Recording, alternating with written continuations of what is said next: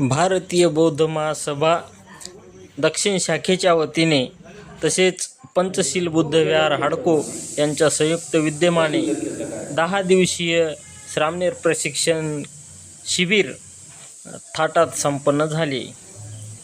या प्रशिक्षण शिबिराला मुंबईहून केंद्रीय शिक्षक आदरणीय नाना बागुल यांची उपस्थिती होती. हा कार्यक्रम यशस्वी करण्यासाठी पंचशील बुद्धविहार समिती तसेच बौद्ध उपासक उपासिका यांनी परिश्रम घेतले. या सावलीत माझ्या विश्वाची माऊली ती, हृदयात मानवाच्या धम्मज्योत लावली ती. जग जिंकून झाले ते मित्र गौतमाचे, पिंपळाच्या पानावर पाहिले चित्र गौतमाचे. पिंपळाच्या पानावर पाहिले चित्र गौतमाचे. बोधी वृक्षाने कथन केले ते चारित्र्य गौतमाचे. पिंपळाच्या पानावर पाहिले चित्र गौतमाचे. बुद्धा बलपत्तापच्चिकानाच यंबलंगारहंतान तेजेन रखवंदामि सबस्वं. आकाशटाच भूमठ्ठात् देवानागामहिंदिकां पुण्यं तन्ननुमोदित्वा चिररक्षन्तु बुद्धशासनं. चिररक्षन्तु धम्मदेशनं. चिररक्षन्तु त्वं संघपरन्तिं. सभीतियो विभजन्तु सभ्भरोग विनाशतु. माते भवन्त्वन्तरायो सुखी दीर्घायिको भवन्. अभिवादेन शीलस निच्छावट्ठापचायिनो चत्तारो धम्म वर्धन्ति. आयुर्वन्नं सुखं बलन्ति. आयु आरोग्य संपत्ति सर्व संपत्तिमेव च. तथो निब्बान संपत्ति मे नाते समेझन्तु. चालू कर द्या. ठीक आहे, वंदन करा 3 वेळेस.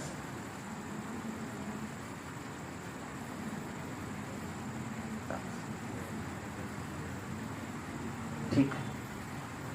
प्रवासारखा या नांदेड जिल्ह्यामध्ये प्रवास झाला पाहिजे. नांदेडचं नाव पहिलं नंदीग्राम होतं आणि या ठिकाणी नंदराजाची राज्य होतं आणि त्या नंदराजाचा वारसा ते भगवान बुद्धाचे अत्यंत उपासक होते आणि त्याचा वारसा आपण नांदेडकरांनी जपावा असे मी मनामनी त्यांना आव्हान करीत आहे. आणि मला अनुभव आल्यामुळे नांदेडकर अत्यंत बौद्ध धम्माचे पाईक आहेत आणि निश्चित रूपाने माझं आव्हान ते स्वीकारतील आणि बौद्ध धर्माच्या मार्गावर चालतील अशी अपेक्षा करून या ठिकाणी मी बुद्ध आहे. जय भीम. मी ॲडव्होकेट गंगाधर ढगे या संस्थेचा जिल्हा शहर शाखा दक्षिण नांदेड याचा सरचिटणीस आहे. आणि हे शिबिर भारतीय बौद्ध महासभा शहर शाखा दक्षिण नांदेड यांच्या वतीनं झालेलं आहे. या ठिकाणी दिनांक 25 मे 2026 पासून ते आज 3 जून 2026 ह्या 10 दिवसाच्या कालावधीमध्ये संपन्न झालेलं आहे. पहिल्या दिवसापासून म्हणजे पहिल्या दिवशी दिनांक 25 रोजी ह्या ठिकाणी नवीन जे श्रामणेर येतात त्यांना पूजनीय भंते महावीरो यांच्या हस्ते चिवरदान करण्यात आलेले आहे. चिवर त्यांनाही परिधान केलेले आहे. आपले जे साधारण कपडे आहेत ते काढून 8-10 दिवस ते कंटिन्यू चिवरमध्ये असतात. इथं त्यांची राहण्याची, जेवणाची, खाण्याची, झोपण्याची सर्व व्यवस्था. इथून बाहेर जायचं नसते. 10 दिवस कंटिन्यू त्यांनी इथंच श्रामणेर जीवन जगायचं आहे. म्हणजे बाह्य जगापासून त्यांचा संपर्क अक्षरशः तुटलेला असतो. त्यांनी घरदार, आई वडील, पत्नी, मुलं हे सगळे सोडून इथं 10 दिवस वास्तव्य केलेलं असते.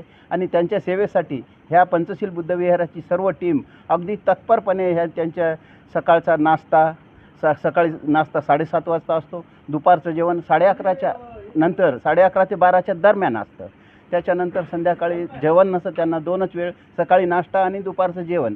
त्यानंतर संध्याकाळी फक्त फलाहार असतो. फळं त्यांनी खायचे आणि इथं आराम करायचा. कारण प्रत्येकानं जीवनामध्ये एक ना एक दिवस म्हणजे काही दिवस श्रामणेर जीवन जगलं पाहिजे. सांसारिक आपल्या जीवनापासून अलिप्त राहून एक श्रामणेर प्रकारचं जीवन जगलं पाहिजे.